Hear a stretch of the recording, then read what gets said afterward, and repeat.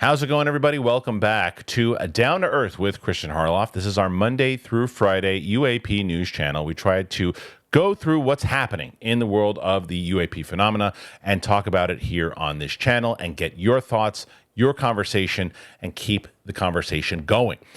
So if you're brand new to this channel, you've never been here before, please subscribe to it. Or if you have been here before and you haven't subscribed, please subscribe to it. We're trying to get to 30,000, trying to get to 50,000. Why? Because we want more people talking about this thing. And don't just follow us. Follow other people who are talking about it. Get the conversation going. Keep it continued. That's what we do here. So another place that is keeping the conversation going is TMZ. Now, I talked about this on the Down to Earth UAP Tuesday show that I did, but if you didn't have a chance to do it, I wanted to put a little news piece on it. I had an opportunity. I just moved to New York recently, whether people knew that or didn't know that. Right before I left, I went in for an audition, if you will, for this TMZ show, and I didn't know what it was. And I was like, I don't know if I'm not a celebrity news person. That's not what I'm going to do, but I was encouraged to go and check and go and do it. So I did. And when I got there, I was pleasantly surprised that the room was set up very much so like like if you watch their previous shows where they are talking about the celebrity news, it's Harvey there talking to panelists and discussing topics. But these topics were more in the true crime nature, the phenomenon, and other things. So I was there obviously because they had seen whether it was this channel or other things and asked me to give my opinion on it. And I did, and I shot essentially a pilot there, and it was great. Harvey was great. The people in the room were great. It was a great conversation. I had, certain people that were in the room knew what they were talking about and going back and forth. There were certain people who didn't necessarily agree with things, and you could kind of go back and forth and have a discussion with them. It was a really positive vibe in there. And so much so that when I was setting up this studio in New York, I was in the kind of a transition phase, I had found out that they wanted me for the show, and they wanted me to be on this new show that they were going to do. And I said, I really love what they're doing with this show, and I think that it would be great to be on this show. The problem is I'm in New York, and I would love to do it, but things have to work out, as you do in any type of negotiation, and we couldn't get there. So what I noticed in this particular clip, this show, and some of the people that I was in the room with are in this show, and they're great. And they cover presidents who have talked and who know a little bit more about the UAP, potential alien stuff, non-human intelligence, all of that. They know about it, but what do they know? And they had a great conversation in this piece about it. Here it is. Something is up with presidents and UFOs. George W. Bush was so sketchy when he was asked about that. Bill Clinton said that there may well be aliens out there. Barack Obama said he couldn't explain some of the things that he's seen when it comes to unidentified flying objects. This is an Australian journalist who has a real interesting theory about why Donald Trump is scared to talk about UFOs. He's scared they're going to kill him if he reveals what he knows. That's what I've been told.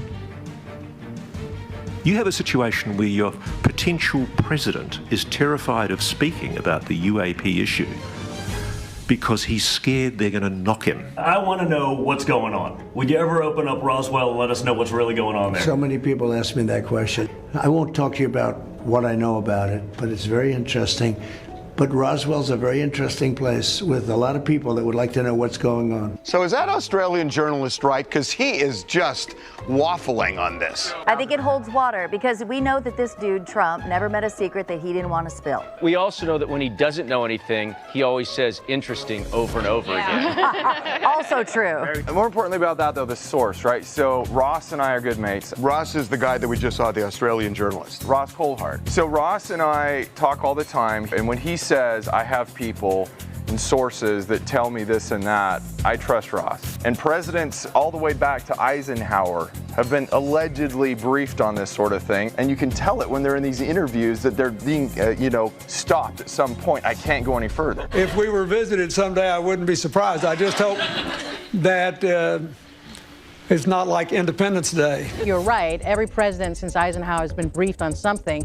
It may be that we don't know very much, and that might be the essence of the briefing, but that definitely within the community, national security community, there is a concern. Why can't they take a stand? I mean, if they have some document that shows definitively there's no such thing. It's easy to say there's no such thing. They all waffle on this. Why? Bush is very tongue-in-cheek. I think Bush is having fun with it. Did you go through the secret files, the UFO documents? Because if I was president, that'd be the first thing I did. You know, it's funny. My daughters asked the very same question. They did? Yeah. Would you be allowed to tell your daughters what was in those files? No. You would not? No. Now that you're out of office, you can do anything you want, right? True, yeah.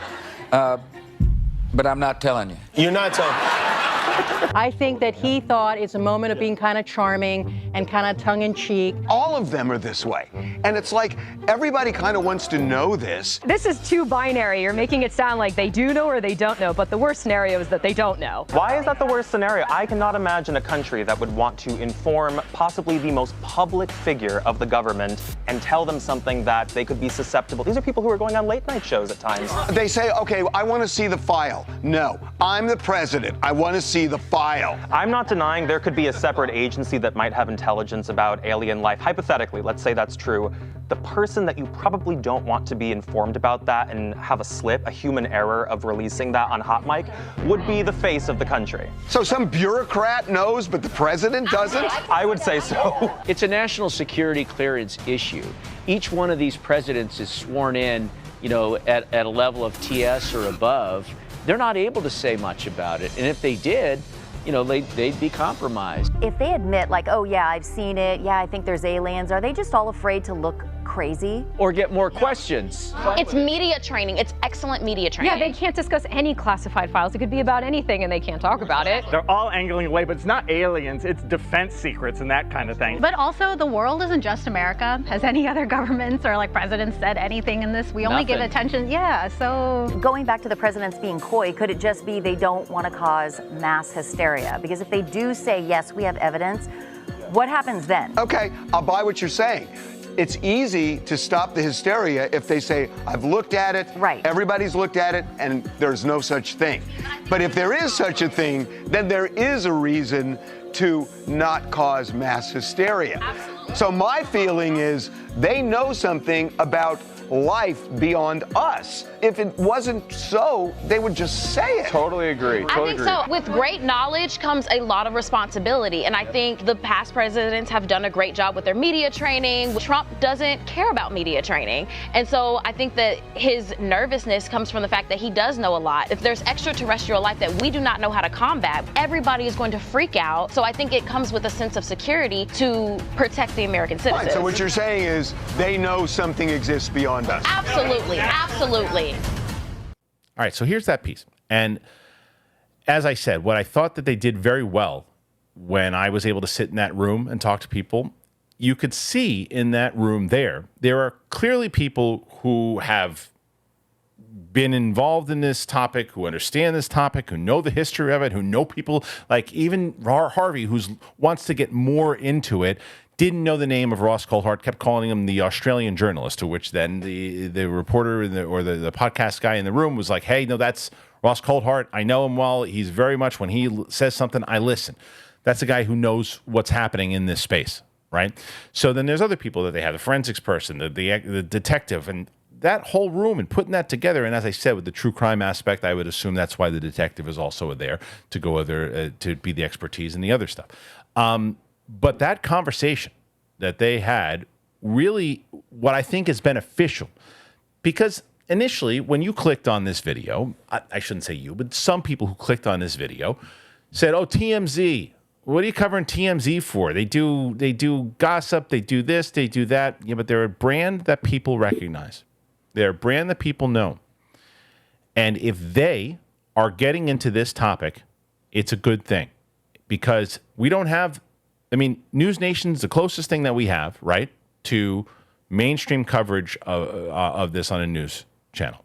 TMZ covering it all the time, especially, and I think that the show is on Fox. That's a big win for this topic, Because what it will do is people who are scrolling through and landing on this will say, well, what's this? And they're covering it in a way they're not covering. This is what I liked about what being in that room, and this is what I liked about the conversation that came out just now. They're discussing this in a way that is not like, oh, whoa, they're not putting like goofy effects to it and silly music. They're having conversation about there's more than meets the eye here. Let's talk about exactly what the hell is going down. Let's get the normal person's point of view. Let's get the expert's point of view. That's a good way to bring attention to this subject. And that's why I'll tell you right now, if I was in LA, I would 100% have done the show. Absolutely. I was skeptical going in because I didn't know what it was and didn't know if they were going to put the bells and whistles and all those types of things on it. But when I found out what it was, I was going to do it. And I encouraged people to watch what they were doing because I was a big fan. When I walked out of that room, I said, yeah, I would want to be part of that show. Just couldn't do it. So I think that it is a good way to get more eyes on it. And you can see that it's very similar. Look, some of you may have found me from my coverage on movies and television and pop culture and things of that nature. And I've seen comments going, well, this guy's talking about UAPs now. Stick to covering Marvel, buddy. You know, I've seen that. And it's the same. What's the difference? From TMZ saying, well, you know what? There's a real interest for them. There's a real interest. It's not just, oh, this is popular. No, there's a real interest. And I sat there in the room, and then even the preparation of going through it, they're taking it serious. And good on them. Good on them for taking it serious.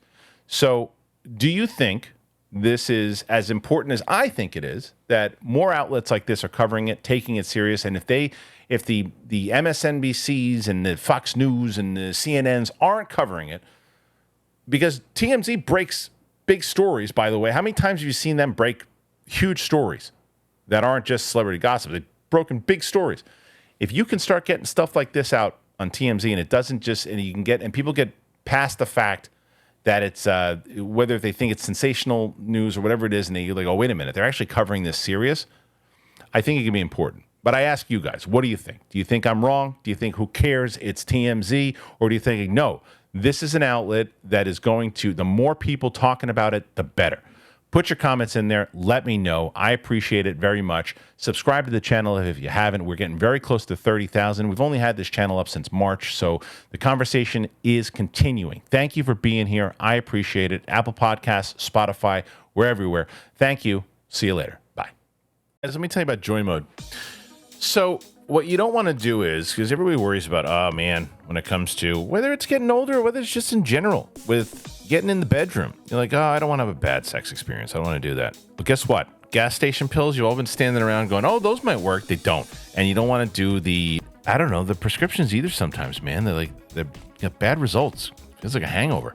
So the good news is you got Joy Mode. And Joy Mode is safe and it's backed by science. It's like when you go to the gym and you want to have extra electrolytes or whatever it might be, a good kind of workout shake. It's the same thing. You feel good. It has nothing to do with, oh, I can't do it anymore. It has nothing to do with that. It's like, yeah, I'm working out. I'm going to the bedroom. And it works for cardiovascular health. Did you know that? Yes. So it doesn't matter if you're happy or unhappy with what's going on in the bedroom right now. Perform better. Joy Mode Sexual Performance Booster. It's a pre-workout, but it's for sex. It's designed to support that quality down there, guys. The firmness, the sex drive. So these are the game changers. All the ingredients have been assessed in peer-reviewed journals. All the ingredients have been studied and researched in humans. Now, I don't know about you, but I'm not going to do those over-the-counter drugs anymore after doing Joy Mode. Not doing it. So the good news is it's small enough to just put in your wallet. You can take with you on the go. It's the perfect travel companion. If you go to usejoymode.com, you get 20% off with the code DTE at checkout. That's 20% off and free shipping, but use that code DTE at usejoymode.com. It's great sex solved naturally. All right, thank you to our friends over at Joy Mode. I'm telling you, check it out.